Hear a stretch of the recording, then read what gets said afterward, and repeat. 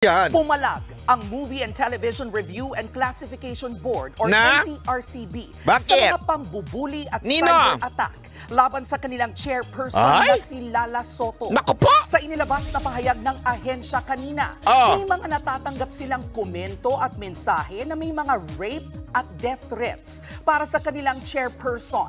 Naku, grabe naman. Chairperson Lala Soto. Alam mo, kailan ko kaya mamimito si Madam Chairperson? Parang gusto ko siya, parang na-intriga ako sa ano ni Madam Chairperson. Hindi, alam mo kung bakit. Kasi ito si Madam, medyo malakas ang loob niya. Hindi katulad mga nakaraang, pasensya na, mga nakaraang MTRCB. Medyo yung mga nakaraang MTRCB, parang tuta lang ng mga artista eh. Tuta ng mga producer. Oo, ito si Madam, mukhang merong paninindigan. Dapat talaga, ako, isa ito sa mga masasabi kong gusto kong na-appoint ni President Marcos, itong si Lala Soto. Kasi meron tong paninindigan pagdating mo sa moralidad. Alam mo, pasensya na ho pero ito totoo nangyayari sa Pilipinas. Medyo yung morality natin sa Pilipinas, gumagaya na ho tayo sa mga western countries. Nakita nyo naman ang morality nila. Bumagsak na ng todo. Kaya nga, grabe na ho ang mga immoral na ginagawa doon. Tapos tayo naman, gaya ng gaya. Diba? Hindi, dapat maging katulad din tayo ng mga western countries. Tapos, kita nyo nangyayari sa kanila, bumabagsak sila. Buti na lang, meron tayong isang, eto, natuwa ako talaga eh. Medyo may takot ho. May takot ho dito sa, alam ko may takot ho ito sa Diyos. Itong si Chairperson Lala Soto. Kaya ganun na lang, ang kanyang paninindigan kahit siya po ay binabatikos. Alam nyo, yung nangyari sa Showtime, ang dami na po pala. Nung napakinggan ko po yung ilang mga interview, ang dami na po palang mga warning ng Showtime. Hindi lang pala first time yun. Ibig sabihin, talagang merong iilan sa kanilang host na, ewan ko ba, dinadala yung pagiging comedy bar sa telebisyon. Itandaan natin, iba ho yun. Wala ho tayong problema kung magbastusan kayo sa comedy bar, di ba? Kasi pinagbabawal ang minor doon. Wala naman ng problema. Alam mo, ilagay mo lang sa lugar, di ba? Hindi ho dapat ganon tayo na hindi natin ilalagay sa lugar ang pagiging bastos. Hindi ko naman sinasabi, di rin ako nagmamalinis, bastos din naman ang Mocha Girls eh. Totoo naman, di ba? Pero nakita nyo ba sila sa Free TV? Iba usapan yon. Social media, iba din yun. Kasi nga, kaya nga meron dyang edad eh. Kasalanan na lang munang magulang kung yung anak ninyo nakapag-social media na ang nilagay niyang edad 18 pataas. Kasalanan nyo na ho yun, na magulang ho yun. Okay? Pero iba ho usapan pagdating sa Free TV. Ibig sabihin yung free channel. Yung pag binuksan mo, yun na lalabas. Diba? Kasi yun, hindi mo na kontrolado. Kaya nga, ang sinasabi natin dito, ilagay lang naman natin sa lugar yung pagiging bastos. Diba? Ilagay din po natin. Hindi ho ako nagmamalinis. Ilagay lang natin sa lugar. Ang problema, pag hindi natin inilagay sa lugar, biglang tayo magagalit at sinisita. Diba? I mean, eto lang, ganito lang kasimple yun. Okay? Dito sa programang Showtime, yung ginagawa ninyong hindi maganda, pumunta kayo ngayon sa elementarya, dun sa may mga bata, yung mga may chikiting. Gawin nyo yung ginagawa nyo. Hindi, ito challenge ko lang. Di ba ibig sabihin nun, baka malamang hindi nyo gagawin yung ginagawa nyo. Tama, mali. Kasi mag-iingat kayo kasi may mga bata dyan. Punta kayo sa children's party, doon kayo magharutan nung boyfriend mo. Punta kayo sa Jollibee, gano'n. May children's party doon, tapos magharutan, magsubuan kayo, kayo ng daliri dyan. Di ba, malamang kayo mismo mahihiya. Ay, sandali, may mga bata. Tama, mali. Kasi nga, merong inilalagay sa lugar, ika nga. Pero gawin nyo yan sa comedy bar, magsubuan pa kayo dyan, magpatungan pa kayo dyan, walang problema. Walang minor de edad eh. Yun ang punto dito, ilagay naman natin sa lugar. Tapos, pag sinita kayo, magagalit kayo. Tama, mali. Tapos, ang argumento nila, bakit naghalikan yung si Tito Soto tsaka yung asawa niya? Ay, pambirang buhay rin. Masagwa ba yun? Matanda na yun, lolo't lola na yun. Buti nga, ano nga yun ang ganda nga ipakita yun sa mga bata Una-una, mag-asawa sila. Okay? Okay, mag-asawa rin naman yung dalawa. Wala. Dito sa Pilipinas, hindi sila mag-asawa. Walang same-sex marriage sa Pilipinas. Sana, buti naman. So, hindi sila mag-asawa. Pangalawa, matanda na ho ito Iba naman ho yung kanilang ginawa. Nakatalikod pa man din. So, wag nyo i-compare. Kasi yan yung mga pilosopo kino-compare nila Tapos, nagagalit sila. Binabatikos itong si MTRCB. Una-una, wala po akong hindi ko po kilala yan, ha? Tapos, ang akusasyon nila kasi gusto daw pabagsakin ng Showtime dahil katapat nung hindi pa rin kayo subunod. Ito pa masama, Okay? Ito pa masama. Isipin mo, ngayong sinita sila, ano pa reaction nila? Instead na mag-sorry sila, pinagtatawa at minamak pa nila yung desisyon ng MTRCB. Alam nyo, sa ginagawa nyong kabastusan na yan, honestly kayo dyan, kasi nakikita ko yung mga video-video sa pinagtatawanan nila, minamak nila, parang ginagaya-gaya. Bastos talaga kayo Na totoo lang, bastos kayo. Dapat mawala kayo sa TV. Kasi yung pagiging rebelde ninyo, pinakikita nyo Pinakikita ninyo sa telebisyon. Hindi magandang halimbawa sa mga bata. Di ba dapat ang pinapakita ninyong halimbawa sa bata, ulitin natin sa bata, pag kayo ay sinita ng otoridad, sumusunod kayo at nagsasabi kayong pasensya na po, nagpapakumbaba kayo. Hindi. Minamak nyo, bastos talaga kayo Kung ayaw nyong galangin ang sarili nyo dahil sa pinaggagawa ninyong kabastusan, ba yung mga punyeta, umalis na lang kayo sa telebisyon. Hindi namin kayo kailangan yan. Salot kayo sa lipunan. Sa totoo lang po salot kayo sa lipunan kung ganyan ang gagawin ninyo. Pasensya na pero, yung mockery na ginagawa ninyo, ano yan kahayupan para sa akin. Isang rebelding espiritu pinapakalat ninyo sa mga kababayan natin. Na parang sinasabi niya, parang ginaganon nyo Ulitin ko. Ha? Kasi baka sabihin nyo, ikaw rin naman banat bay ang dumi ng bunganga mo Social media ho ito. Iba ho ang social media sa telebisyon. Ang social media, pwede mo nga, may restriction nga dyan Nakalagay dyan, sinetsikan yung kung ilan yung 18 years old. May restriction dyan. Sa social media may ganun. Sa telebisyon wala.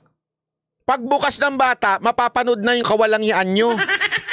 Yung mga mabababoy ninyong ugali, yung mga kabastusan ninyo, yung ugali ninyong pinapakalat dyan, napapanood ng bata. Uulitin ko, magbastusan kayo sa bar, magbastusan kayo sa mga resto bar, sa mga comedy bar, walang problema. Tara, bastusan tayo. Gusto nyo?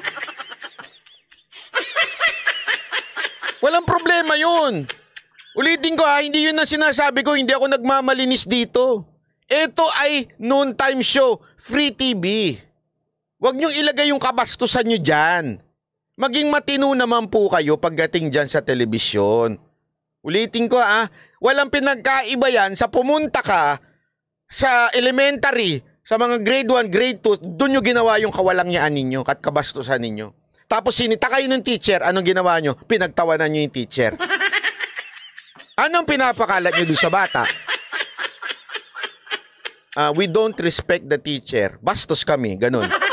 So ibig sabihin nun, bastos talaga kayo. Gusto nyo matularan kayo ng mga batang bastos? Gayon, gawin ninyo sa comedy bar. Malaya kayo. Magbenta pa kayong ticket.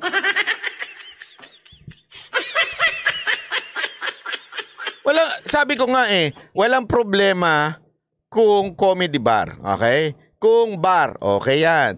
Kasi merong may alam nyo kahit to sa halimbawa Cowboy Mabini. Kami ho doon pag nag-show kami, alam naman ninyo sexy, ganyan. Tapos medyo bastos ang bibig lalo na si Chloe, tsaka si Jade. Joke lang. Yeah? Pero bawal na bawal ho doon ng minor. Kahit anong pilit, ang dami nga pumapasok na gustong pumasok na minor doon, hindi talaga pinapayagan. Very strict pagdating sa ganyan.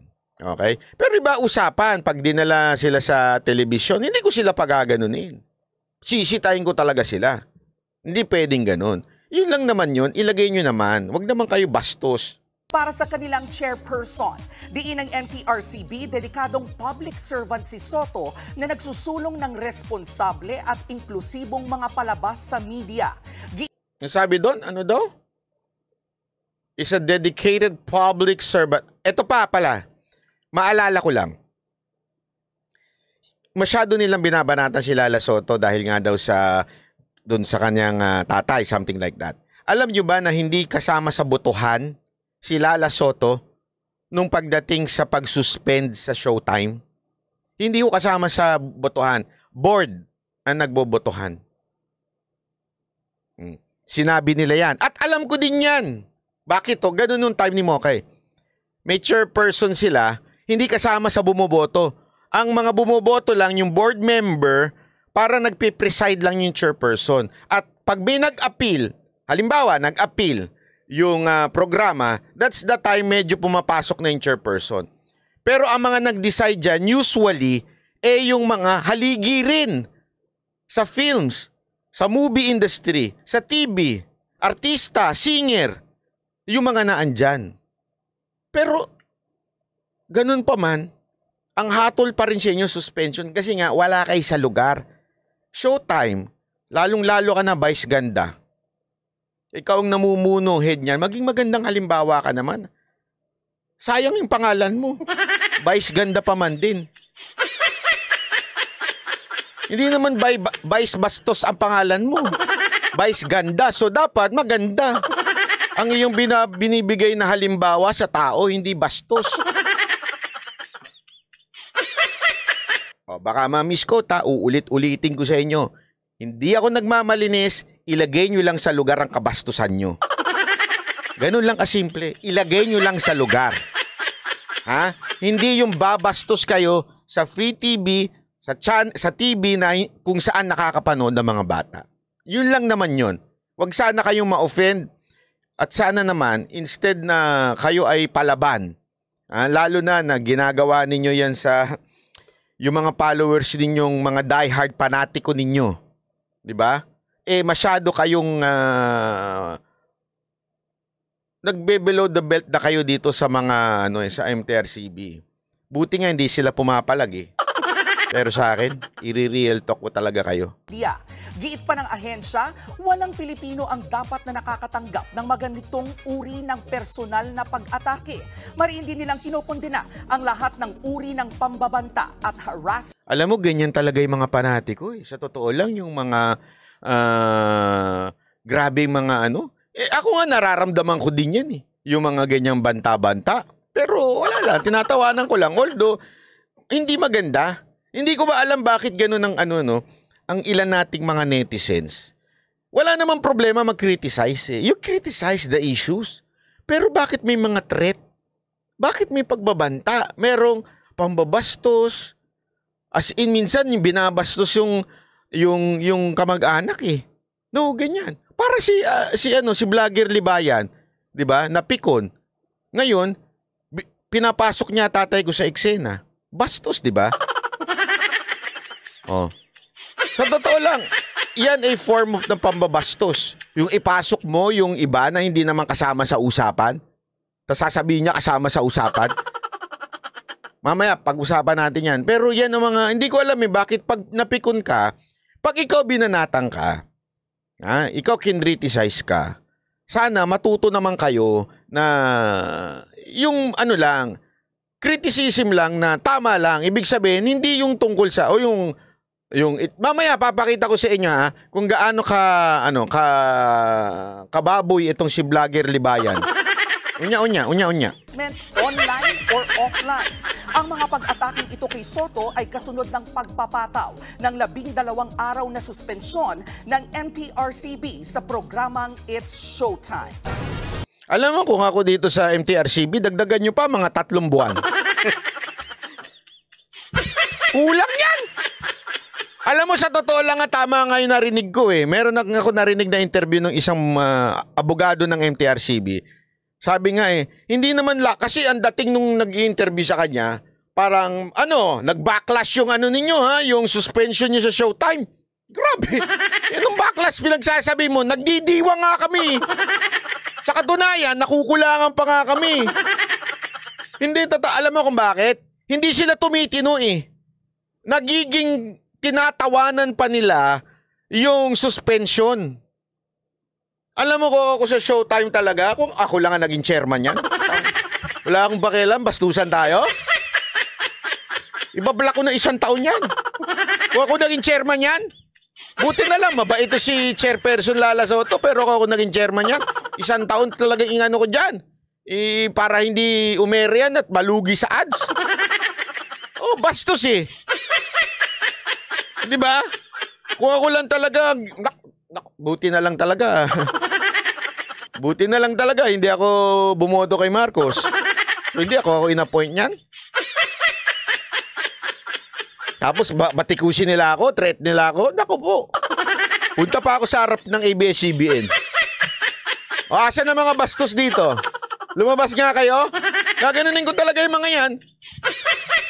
Dati nga, lumusob ako dun kasi, alam mo, magalit na kayo't lahat. Ito lang masasabi ko, natutuwa ako sa mga taong katulad ng MTRCB chairperson na si Lala Soto na nananindigan sa katotohanan.